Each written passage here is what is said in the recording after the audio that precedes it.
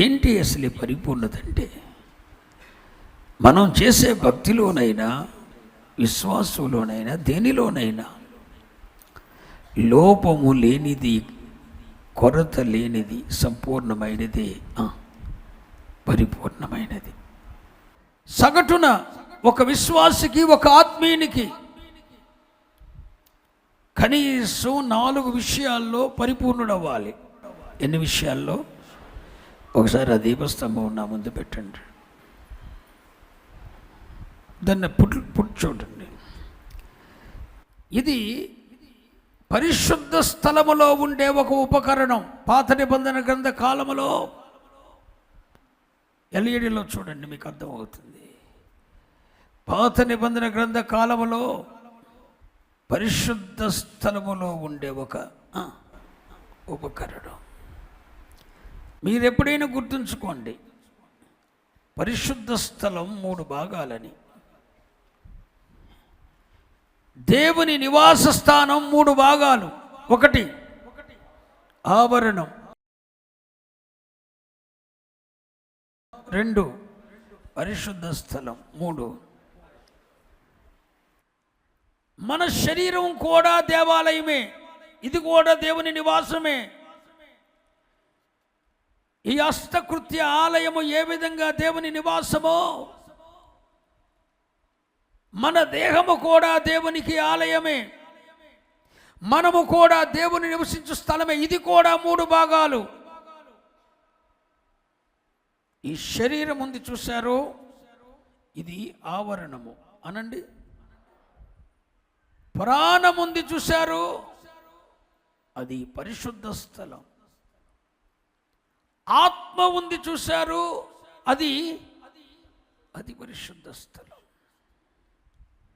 మానవుడు కూడా దేవుని దేవాలయమే, దేవుని నివాస స్థానమే. కాబట్టి ఇతడు కూడా 3 భాగాలు. శరీరమేమో ఆవరణము, ప్రాణమేమో పరిశుద్ధ స్థలము, ఆత్మయేమో అది పరిశుద్ధ స్థలం. ఆవరణములో ఉండేది ఏంటి? ప్రత్యక్ష గుడారములో ఆవరణములో 2 పరికరాలు ఉంటాయి. ఆవరణములో 2 పరికరాలు ఉంటాయి.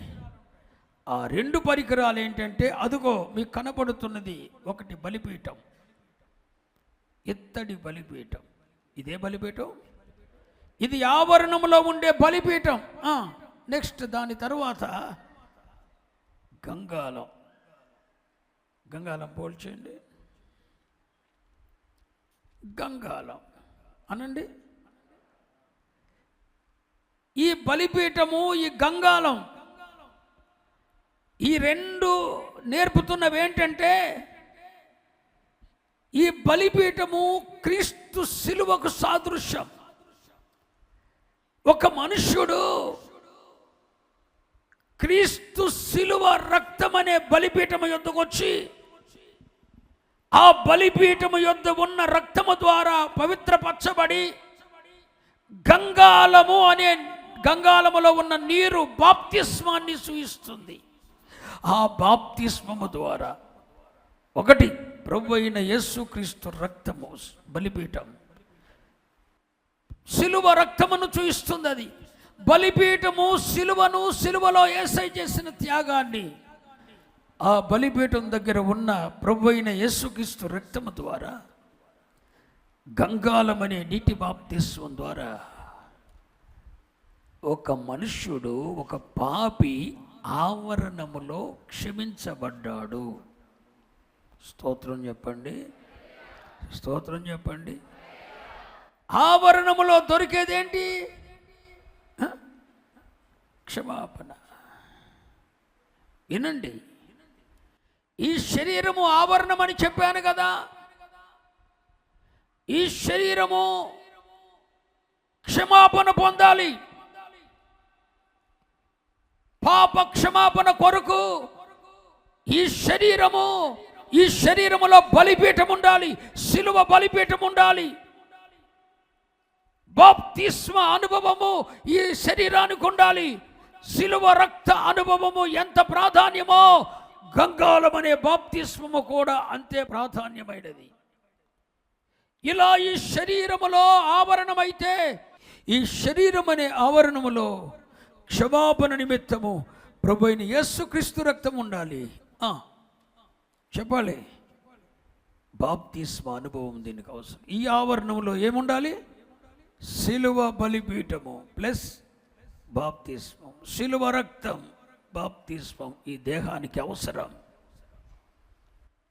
ఈ రెండిటి ద్వారా ఈ ఆవరణం క్షమాపణ పొందుతుంది. ఆవరణంలో దొరికేది క్షమాపణ. నా వైపు చూస్తూ వినాలి మీరు.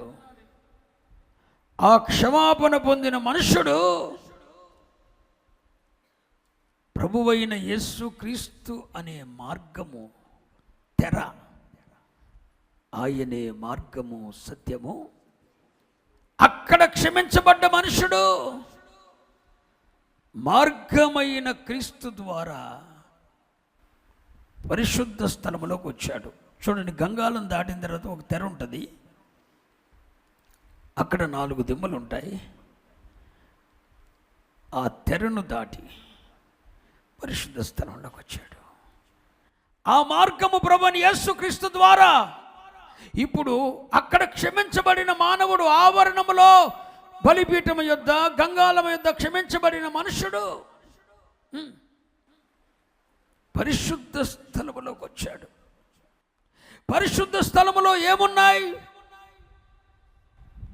ఉత్తరపు వైపు పక్కన సన్నిధి బల్ల, చూడండి ఎల్ఈడిలో మీకు కనబడుతుంది. దక్షిణ వైపు పక్కన దీపస్తంభం. అతి పరిశుద్ధ స్థలానికి చేరువలో ధూపవేదిక ఉంది. ఈ 3 ఏం చూపిస్తున్నాయి అంటే, అలాగే ఉంచున్నాను, నన్ను చూపెట్టిన అవసరం లేదు. ఆ 3 దేన్ని చూపిస్తున్నాయి అంటే, ఆవరణములో బలిపీఠము యొద్ద క్రీస్తు రక్తము ద్వారా, బాప్తిస్మము ద్వారా శుద్ధి చేయబడి క్షమించబడిన మనుషుడు క్రీస్తు అనే మార్గము గుండా పరిశుద్ధ స్థలములలోనికి ప్రవేశించాడు. స్తోత్రం చెప్పరే. పరిశుద్ధ స్థలములలోనికి ప్రవేశించిన తర్వాత ఉత్తరపు వైపున సన్నిధి బల్ల ఉంది. చాలా జాగ్రత్తగా వినాలి. ఇవి మీ జీవితాంతం మనసులో ఉంచుకోవలసిన విషయాలు. ఉత్తర వైపు పక్కన సన్నిధి బల్ల ఉంది. ఆ సన్నిధి బల్ల మీద 12 రొట్టెలు ఉన్నాయి. 6 రొట్టెలు ఒక దొంత, 6 రొట్టెలు ఒక దొంత, 12 రొట్టెలు ఉన్నాయి. సన్నిధి బల్ల మీద 12 రొట్టెలు ఉన్నాయి. ఈ 12 రొట్టెలు అనేవి 12 అనే సంఖ్య ఆది అపోస్తలుల ఉపదేశ క్రమానికి సూచన, అపోస్తలుల బోధకు సూచన. అపోస్తలులు ఎంతమంది? 12 మంది. యేసయ్య బోధన ఎవరికి అప్పచెప్పాడు? అపోస్తలులకు అప్పచెప్పారు. ఇప్పుడు సంఘము బోధించే బోధ పేరేంటి? అపోస్తల బోధ. ఈ 12 రొట్టెలు ఏంటంటే అపోస్తలుల బోధ. అంటే అక్కడ క్షమించబడిన మానవుడు పరిశుద్ధ స్థలములోనికి యేసు క్రీస్తు అనే మార్గము ద్వారా పరిశుద్ధ స్థలములలోనికి వచ్చి ఆది అపోస్తలుల ఉపదేశ క్రమము నేర్చుకొని ఆది అపోస్తల ఉపదేశ క్రమము ద్వారా దీవించబడి యువతలే పక్కన దక్షిణ వైపు పక్కన దీపస్తంభం. ఈ 12 రొట్టెలు ఆది అపోస్తల ఉపదేశ క్రమము ద్వారా ఇతడు దేవుని పరిశుద్ధ స్థలములో ప్రవేశించిన తర్వాత ఆది అపోస్తల ఉపదేశ క్రమము ద్వారా దీవించబడి ఆది అపోస్తల ఉపదేశ క్రమాన్ని నేర్చుకొని అదుగో దేవుని ఆత్మచేత, దేవుని వాక్యము చేత, ఉపదేశ క్రమము చేత వెలిగించబడి దేవుని 7 ఆత్మలను పొందుకున్నాడు. ఎన్ని? ఆ 7 దీపములు దేవుని 7 ఆత్మలు. అంటే ఆది అపోస్తల ఉపదేశ క్రమంలోకి వచ్చిన మనుషుడు పరిశుద్ధ స్థలములోకి వచ్చిన తర్వాత క్షమించబడి బాప్తిసం పొంది రక్షింపబడిన వాడు లోపలికి వచ్చిన తర్వాత పరిశుద్ధ స్థలములోకి వచ్చిన తర్వాత ఆది అపోస్తల ఉపదేశ క్రమం నేర్చుకొని దాని ప్రకారం జీవిస్తూ ఉంటే నీ దీపం వెలిగించబడుతుంది, నీవు ఆత్మతో నింపబడతావు. దేవుని 7 ఆత్మలు నిన్ను ఆవరిస్తాయి. ఆ 7 దీపములు ఏమనగా దేవుని 7 ఆత్మలని ప్రకటన గ్రంథం చెబుతుంది. ఆ రిఫరెన్స్లన్నీ చూపించే సమయం కాదు కాబట్టి ముందుకు వెళ్తున్నా. ఆ 7 ఆత్మలు ఏంటంటే దేవుడు 7 ఆత్మలు కాదు, దేవుని 7 ఆత్మలు అంటే అర్థం ఏంటంటే ఆత్మ యొక్క పరిశుద్ధాత్మ యొక్క 7 దైవిక స్వభావాలు. చెప్పండి 7 దైవిక స్వభావాలతో నింపబడ్డాడు. ఆ 7 దైవిక స్వభావాలు ఏంటో ఒక వారం నేను మీతో చెప్తాను. ఇది మీరు గుర్తుంచుకోవాలి, నాకు గుర్తు చేయండి. ఇప్పుడు ఈ దీపస్తంభం ఏంటి? ఆది అపోస్తల ఉపదేశ క్రమం ద్వారా వెలిగించబడిన మనము దేవుని 7 ఆత్మలను పొందుకున్నాం. దేవుని 7 ఆత్మలు అంటే 7 ఆత్మలని కాదు, పరిశుద్ధాత్మ యొక్క 7 దైవిక స్వభావాలను పొందుకున్నాం, వెలిగించబడ్డాం. వెలిగించబడిన మనము అదుగో అతి పరిశుద్ధ స్థలానికి చేరువలో ఉన్న ధూపవేదిక దగ్గరికి వచ్చాం. అతి పరిశుద్ధ స్థలమునకు చేరువలో ఉన్న ధూపవేదిక దగ్గరికి వచ్చాం.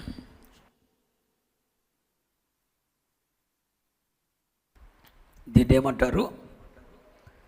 ధూపవేదిక అంటే కీర్తనకారుడు చెప్పాడు, నా ప్రార్థన ధూపము వలె. బైబిల్లో ధూపము, పొగ, ధూపస్తంభము, ధూమస్తంభము ఇవన్నీ దేనికి చూసినా ప్రార్థనగా చూసిన. అదుగో ఆది అపోస్తల ఉపదేశ క్రమం చేత నింపబడ్డాడు. ఇటు దేవుని 7 పరిశుద్ధాత్మ యొక్క 7 దైవిక స్వభావాలతో నింపబడ్డాడు.